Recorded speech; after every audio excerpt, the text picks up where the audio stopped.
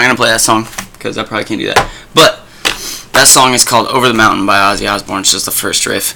If you get into the lyrics of it, the lyrics go, over the mountain, take me across the sky. Something in my vision, something deep inside. Where did I wander? Where'd you think I wandered to? I've seen life's magic, astroplane I've traveled through. I heard them tell me that the land of dreams was now.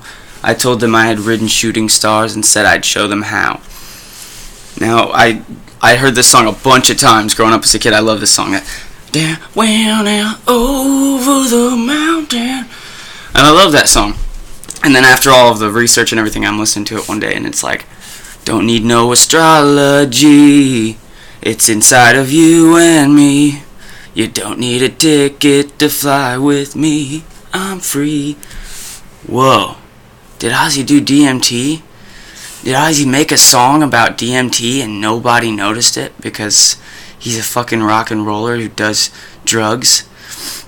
On the first experience I ever had smoking pot, I didn't know if I was stoned, and I remember sitting back and leaning back and seeing this purple hue and being like, is this what being high feels like? And I was seeing tracers. It was like the most high I've ever been was the first time, and purple haze all through my brain. Lately things. I noticed, like, after I had done psychedelics, I saw the colors, the psychedelic colors, and the blending and the, almost like when you take your TV and you take your color setting knob, because I used to have a big 90s, like, big, huge, probably older than that TV. It was huge. And instead of a remote, you had this little thing you'd click out, it open up, and there was a color knob, and if you turned it all the way one way, everybody's skin would turn green, and everything would turn all weird colors, and if you turned it all the way the other way, their skin would turn purple, and it would go all crazy. Yeah, so it wasn't like when I was growing up I thought, oh, those tripsters, they just make colors that look cool because they like to look at funny stuff when they're tripping. No, those are ideas that people pulled through from the experience, which are cool, and it's easy to find in music because those people are doing a lot of drugs. But I have a couple other examples that I thought of last night. I think this stuff way better at night, and I speak way better at night. But this is my dining room, and I live with my dad, and my dad sleeps. So I gotta be respectful, and I gotta try to use my brain in the morning. So I got a Red Bull. It's not even the morning, it's just the morning for me. I got a Red Bull, and I'm hyper. So, some other ideas. Witches, right? I hate to like ruin Harry Potter for you, but the idea of a witch riding a broom, and I believe it touches on it in Food of the Gods, but I was reading a book called Breaking Open the Head, which is really cool. I don't remember the author. I can go grab it, but I'll try and find a link for it. Witches, and if you use your imagination like before and you compare them to shamans, the reason witches are portrayed with pointy hats and long robes, and it's over the years it changes, but that's shaman. Those are shamanistic clothes. It's not unlike Santa Claus, who has a big pointy hat and a long robe. And then, if you know anything about shamanism or herbal remedies or medicine, there are some strange ways of applying it sometimes. It's ointments, remedies, potions, stuff that we really don't even know how it worked, some of it. Have you ever seen Jackass when Steve-O does the beer bong and he puts it up his butt and he shoves and he has to poop it all out? Well, it's actually dangerous because if you put alcohol in your butt, your intestines have a higher rate of absorption than your stomach does. If you boof things, then you can absorb them more intensely. So shamans knew this, and sometimes they would boof things with broom handle looking objects. So if you were a settler who was observing this from a distance, talking shit on a shaman, and you were writing negative things about them, you would say, what are they putting in that cauldron?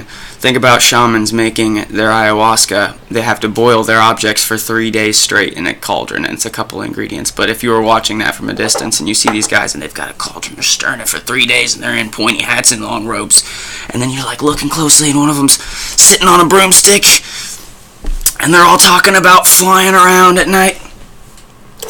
Yeah, it sucks to think that maybe some of the origins of wizardry and witches and stuff like that isn't all isn't all the fantastic idea that we would want it to be. Now, I'm sure the origins come from different places, and that's not all that goes into what it became. But another cool one is Cinderella, the story of Cinderella. This one was kind of a mind blower.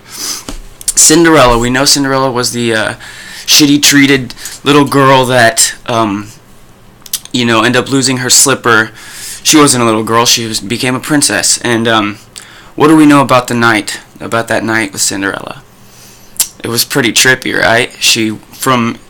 If you look at the aspect of a trip, she specifically started tripping at a certain time, and she specifically stopped tripping at a certain time. She was speaking to animals, and these things changed. The kicker is that the original story comes from and this is where my research fails me because it was so long ago. It comes from a story to do with mushrooms, and the very idea that she lost her slipper was originally because she was lame in one foot. She had a limp.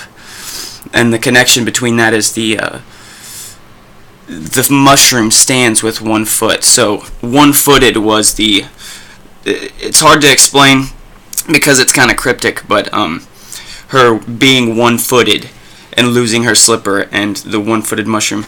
I know I'm not being very convincing right now, but when I read it, it was awesome, and I just wanted to share that with you. It's cool. The apple in Adam and Eve, obviously. Why is there a fruit? Why is there something you ingest that gives you knowledge? Where did that idea come from? Is there a metaphor there for something that may have existed?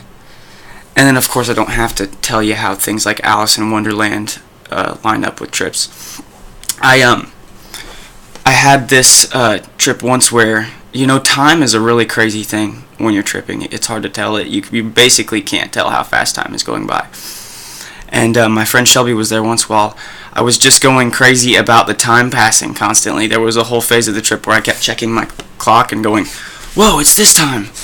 Whoa, yeah, it's not important, but I felt like as I was tripping, I was going through different phases of the characters of Alice in Wonderland. And that's the only thing that I've ever experienced that reminds me of that.